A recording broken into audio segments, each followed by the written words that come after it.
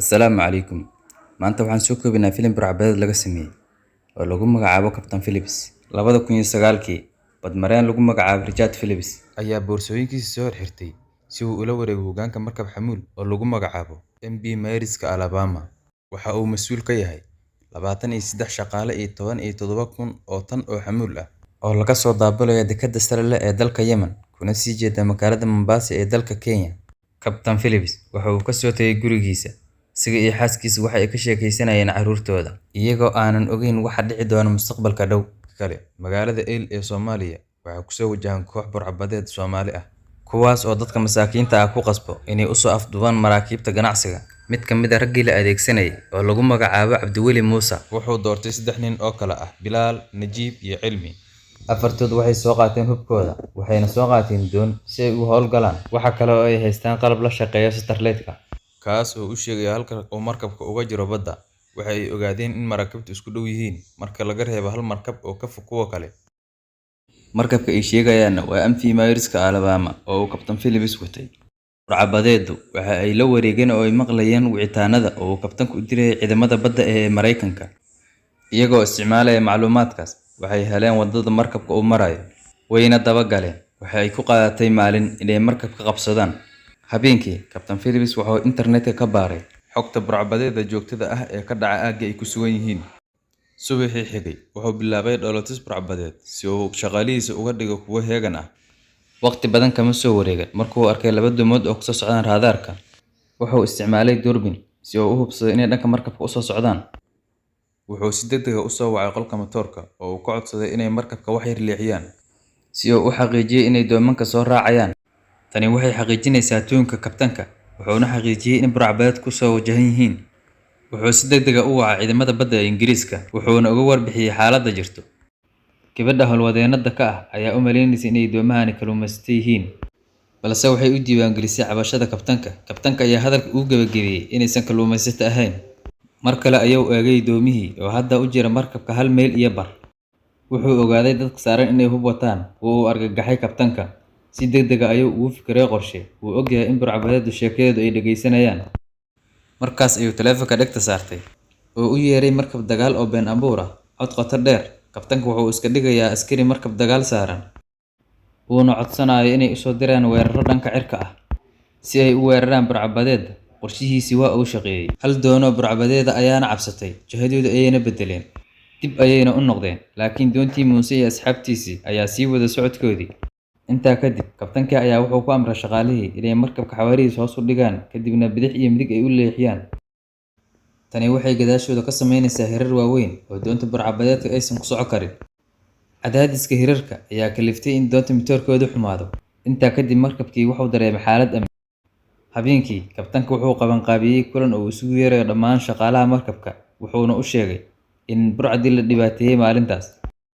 Waxaa laga yaabaa inay mar kalena soo weeraraan berrito sidaa daraadeed qof waliba waa inuu feejignaadaa.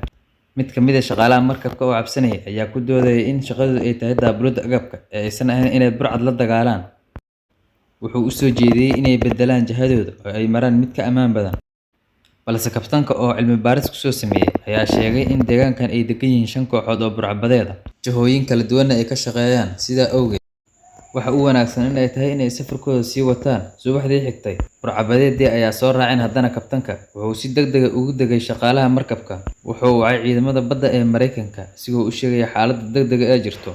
Howlwadeenku waxa uu u xaqiijiyay in ay ciidamada joogi doonaan muddo yar meeshaas balse burcadbadeeda ayaa markaaba aad ugu soo dhawaay markabka. Sidaa awgeed waxay ku fureen tubooyinka biyaha si ay cadaadis u saaraan balse xirfadda Muuse darteed waxay ka fogaanayeen biyaha waxayna rasaaseeyeen markabkii. Waxay isticmaaleen jaranjaro ugu dambeyn markabkii ayay soo fuuleen. Kabtanka wuxuu ogaaday in shaqaalaha naftooda halis ay ku jirto wuxuuna ku amray in si degdeg ah ay ugu dhuntaan qolka matoorka halka isaga iyo 2 kale ay kor joogi doonaan. Oo kale wuxuu ku yiri waa waqtigii cashada oo ah eray ay isku fahmaan taas oo macnaheedu yahay in shaqaaluhu ay ka soo bixi karaan qolka matoorka markii ay maqlaan ereygaas. Waxaana loo sheegay inay meeshooda joogaan. Wax yar kadib burcadbadeeda ayaa gudaha u gashay qolka kontaroolka iyagoo qoryaha ku qabtay saddexdooda. Muuse wuxuu u sheegay kabtanka in aan loo baahnayn inuu cabsado oo aysan u joogin halkan inay qof dilaan. Wuxuuna ku yiri aniga isoo fiiri hadda aniga ayaa ah kabtanka. Kabtan Phillips ayaa u soo bandhigay markabku inuu kaliya haysto sahay iyo cunto iyo waraaqo, markii laga reebo $30,000 oo uu u soo bandhigay in burcadbadeedu ay qaataan. Wuxuuna ku yiri 30,000, kaalay intuu sameeyaan kula ekay aniga. Muuse waxa uu weydiistay dhammaan shaqaalaha in lagu yeero qaybta sare si uu si buuxda ula wareego. Kabtanku waxa uu la xiriiray kuwa kale una ugu yeeray xagga sare, laakiin maadaama uusan dhihin hadalkii ay isku fahmayeen, shaqaaluhu waxay iska sii joogeen qolkooda. Muuse waa uu xanaaqay, wuxuuna ku amray in qolka matoorka la geeyo laftiisa. Kabtankii wuu aqbalay inuu qolka geeyo, wuxuuna u sheegay inay taxadiraan sababtoo ah haddii qolka matoorka la dimiyo aad bay mugdi u noqonaysaa meesha. Wuxuuna si qarsoodi ah fariin ugu diray shaqaalaha ku jira qolka matoorka. Waxay go'aamiyeen kabtanku inuu codsanayo inay damiyaan nalalka.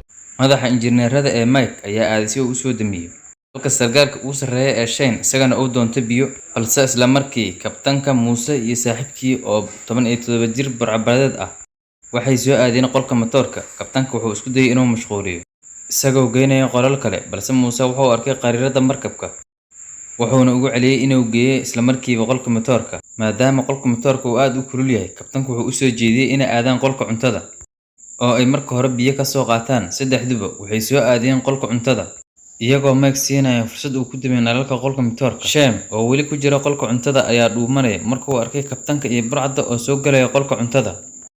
Kabtanku wuu arkay Bilaal, wuxuu si bareer u weydiiyay sababta uu kaba la'aan u yahay.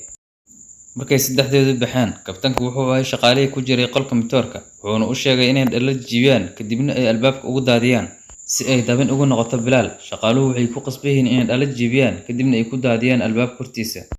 Bilaal waa uu dhaawacmay markuu qolka soo galay, dhinac baar ayuuna xanuun la qaylinayay. Kabacdina qolka ayuu sii galay, isla markaasna nalalka ayay damiyeen, taas oo ka dhigayso mid aan suurtagal ahayn in wax la arko. Muuse midaas waa uu qaaday waayay, wuxuuna u sheegay kabtanku inuu u jawaabo, laakiin kabtanku wuxuu isaga dhigay mid aan waxba ogeyn. Muuse wuxuu kabtanka ku amray inuu Bilaal u kaxeeyo xagga sare ee markabka inta uu raadinayo shaqaalaha. Kadib markii kabtanka iyo Bilaal ay ka tageen, shaqaaluhu waxay heleen fursad ku filan oo ay ku weeraraan Muuse. Waxay ku guuleysteen Muuse inay ku qabtaan ilbiriqsiyo. Muuse waxa ay ku qasbeen saaxiibadiis inay sii daayaan kabtanka iyo labada kale oo la joogto haddii ay doonayaan Muuse in ay nolol ku helaan. Kabtanka Muuse wuxuu u sheegay inuu siinayo doon badbaadin iyo $30,000 si ay markabka uga baxaan. Intaa kadib waxa uu baray kabtanka wadida doonta badbaadada mid ayaga ka mid ah. Muusena uu u dhiibay lacagta. Isla markii Muuse uu soo galay doonta, mid kale oo burcadana uu banaanka joogo, Muuse wuxuu u tilmaamay inuu kabtanka gudaha ku soo tuuro midkii burcadka ahaa. Waxayna si degdeg ah u kaxeeyeen doonta, waxayna la carareen kabtankii. Shaqaalihiina way argagaxeen, laakiin waxay go'aansadeen inay daba raacaan doonta iyagoon doonaynin inay kaligiis ka tagaan. Kadib ciidankii badda ee Mareykanka ayaa lagu wargeliyay, waxaana la geliyay heegan sare. Waxayna badda u soo direen diyaarado si ay ula socdaan doonta badbaadada. Waxayna qiyaaseen in doontu u socoto dhanka Soomaaliya aysan waxba ka qaban karin ciidamada badda afduubkaas. Marka waa inay badbaadiyaan kabtanka inta ay biyahooda ku jiraan. Burcaddu waxay go'aansadeen inay kabtanka madax fur u haystaan si ay malaayiin dollar uga helaan shirkadda caymiska ee maraakiibta. Habeenkii burcadbadeed dadaalka ayaa ka batay, waxay bilaabeen inay dhexdooda dagaalamaan. Waxaa intaa u dheer inay isticmaalayaan qaadka si ay energy uga helaan. Maalintii xigtayna waxay u bilaabatay iyagoo u socdaan dhinaca badda Soomaaliya, laakiin waxay waayeen xiriirkii qofkii la talin jiray. Kabtanka wuxuu si caadi ah ula sheekaysanayay burcadbadeedda, wuxuuna sii waday inuu su'aalo weydiiyo. Mid ka mid ah burcadbadeedda oo lagu magacaabo Najiib ayaa ka carooday, wuxuuna soo weeraray kabtanka. Muuse ayaana ka celiyay. Wax yar kadib, markabka Bridge ayaa doonta horteeda yimid, wuxuuna ku shiday nal weyn, wuxuuna indhaha kaga qabtay burcadbadeeddii. Qof magaciisa ku sheegay Nimo ayaa saaran markabka Bridge oo af Soomaali ku hadlay. Wuxuu la hadlay burcadbadeedda, wuxuuna u sheegay in cunno iyo biyo loo keenayo ka hor intaynaan gorgortamin, maadaama ay rabaan inay ka taxadiraan caafimaadka kabtanka. Muuse waxa uu dalbanayaa malaayiin dollar oo uu ku beddesho nolosha kabtanka oo uu xitaa ula kulmo ciidamada Mareykanka si ay uga wada hadlaan. Nimo iyo qaar ka mid ah askarta ayaa fuulay doon, waxayna soo aadeen doonta badbaadada xaggeeda. Waxayna weydiisanayeen caddeyn ah inuu kabtanku caafimaad qabo ka hor intaynaan gorgortamin. Muuse wuxuu u soo saaray bannaanka markii kabtanka uu ka codsaday in ay ciidamadu la xiriiraan qoyskiisa una sheegaan inuu fiican yahay. Wuxuuna u sheegay in uu ku fadhiyo kursiga 15aad ee doonta. Burcadbadeedda waxaa ka hoos baxday qishkan oo uu bixiyay kabtanka oo sahlaya in ciidamadu ay qiyaasaan booska uu ku fadhiyo doonta. Muuse wuxuu dib ugu riixay kabtanka doonta, wuxuuna dalbaday $10 milyan. Nimo wuxuu u sheegay inaysan fududeen, balse ay ka wada xaajoon doonaan arrimaha qaarkood. Najiib oo xanaaqsan ayaa bastoolo ka saaray kabtanka dhegaha, wuxuuna xabad ku dhuftay saqafka kore ee doonta. Muuse ayaa si degdeg ah u wacay markabka Berem Ridge oo walwalsanaa, wuxuuna u sheegay in kabtanka uu fiican yahay, uuna diyaar u yahay in telefoonka uu kala hadlo. Muuse wuxuu u sheegay inuu mar kale la soo xiriiri doono marka uu Soomaaliya tago. Muddo kadib, maraakiibta kale ah USS Celebrity iyo USS Boxer ayaa iyaguna yimaadeen ayagoo hubeysan oo diyaar u ah in ay qabtaan. Intaa kadib, kabtanka ayaa Muuse u sheegay in uu doonayo meel uu ku kaadiyo. Markaa kadib, Muuse wuxuu u ogolaaday inuu baxo. Intaa kadib, Bilaal ayaa uga hormaray bannaanka, balse kabtanku waa uu khiyaanay. Bilaal biyaha ayuuna ku tuuray, asigana wuu ka dabagalay, isagoo isku dayay inuu ka baxsado oo u dabaashay dhanka Berem Ridge. Shaqaalaha badankood waxay arkayaan laba qofood oo biyaha ku jiro, maadaama ay mugdi tahay, ma awoodin inay aqoonsadaan kabtanka inuu yahay. Muuse ayaa ku soo booday biyaha, isagoo isku dayay inuu dib ugu soo celiyo kabtanka, halka Najiib uu ugu hanjabay inuu toogan doono. Isagoo ka baqaya in la toogto, kabtanka ayaa si ula kac ugu soo laabtay doonta. Najiib oo xanaaqsan ayaa feer iyo la dal dhacay kabtanka, laakiin Muuse ayaa ka celiyay inta uunan dilin. Helicopter ay ciidamadu leeyihiin ayaa dul wareegaysa doonta. Berem Ridge ayaa ku amray Muuse iyo asxaabtiisa inay is dhiibaan. Muuse ayaa ugu jawaabay inuu albaabka doonta ka soo saaro kabtanka, isagoo bistoolo madaxa uga hayo. Kadib diyaaradda ayuu dhowr xabadood ku riday. Berem Ridge waxay bilowday inay magacowdo mid kasta oo ka mid ah burcabadeeda iyo halka uu ka imaaday, iyagoo u aqrinaya wax kasta oo ku saabsan hogaamiyahooda. Muuse iyo kuwa kaleba aad ayay uga naxeen arrinkaas. Ciidamo ayaa is soo taageen qaybta sare ee markabka Berem Ridge oo ku hubeysan qoryaha shiishka, waxayna farta ku fiiqeen burcabadeeda oo ku jirta doonta, iyagoo raadinaya fursad ay ku toogan karaan afartooda marka ay shiishka soo galaan. Skiff ayaa Muuse ka soo saaray doonta, una kaxeeyay dhanka Berem Ridge si ay ugu wada hadlaan meeshaas. Inta aysan doonta ka soo degin, waxay bac fanaanad jaalla ku jirta u tuureen kabtanka, wuxuuna kula taliyay inuu xirto si uu uga dugsado qabowga, uuna ka fadhiisto doonta isla kursigii uu fadhiyay. Shiishyahanadu markaan waxay isku heli la'yihiin saddex burcabadeed. Kabtanka waxa uu bilaabay inuu qoyskiisa u qoro warqaddii ugu dambeysay. Najiib oo hadda ah hogaamiyaha kooxda inta uu Muuse maqan yahay ayaa arkay asigoo uu qorayo, wuuna ka qaaday. Kabtanka ayaa carooday, waxa uuna weeraray Najiib. Dagaalkooda ayaa ku dhammaaday iyaga oo burcabadeeda indhaha ay ka xireen kabtanka. Najiib ayaana markaas is dhahay in aysan si nabad uga baxaynin meesha. Intaa kadib wuxuu isu diyaarinayaa inuu dilo kabtanka. Nimanka jooga Berem Ridge ayaa si toos u arkaya waxa ku dhacaya kabtanka. Kabtanka ayaana u sheegaya Najiib inuu jecel yahay xaaskiisa, isaga oo ka raali gelinaya inuusan joogin gurigiisa. Bilaal iyo Cilmi markaan shiishka ayay soo galeen, laakiin Najiib weli imuusan ka soo muuqan. Markaan taliyaha ayaa amray in doonta lagu istaajiyo xiriga, taas oo sababtay in Najiib uu soo galo shiishka. Kadib markii dhammaan ay soo wada galeen burcadda shiishka, dhammaan waa la wada toogtay. Kabtanka ayaa wada dhiig noqday, wuuna qayliyay markay saddexdooda dhinteen. Muuse ayaana la xiray. Muuse wuxuu weydiiyay haddii ay saaxiibadiisa dileen.